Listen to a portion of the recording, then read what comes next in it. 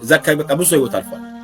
በእድሜ የገፉ በቃ እንዴት ቃል የማይገልጸውም እነዚህ ነው መያዣ አድርጎ ቲፒኤልኤፍ ይመለሱ ሲባል እኔ ካልተመለስኩ እኔ ካልዳንኩ አትመለሱም ብሎ መጠለያ ውስጥ እንደዚህ ህይወታቸውን የሚያስቀስፈው ትግራይ ይሄ ሁሉ መከራ ይሄ ሁሉ ችግር ይሄ ሁሉ ተፈናቃይ ያለ እነሱ ግን ምን የመሰለ ሰርግ ልጆቻቸውን ሲድሩ ባለስልጣኖቹ ነው ብሏቸው ያው ሰው ባለስልጣኖች ወርቅ ሲዘርፉ ንብረት ሲያጓጉዙ ምን ያሰሩት ነገር አለ?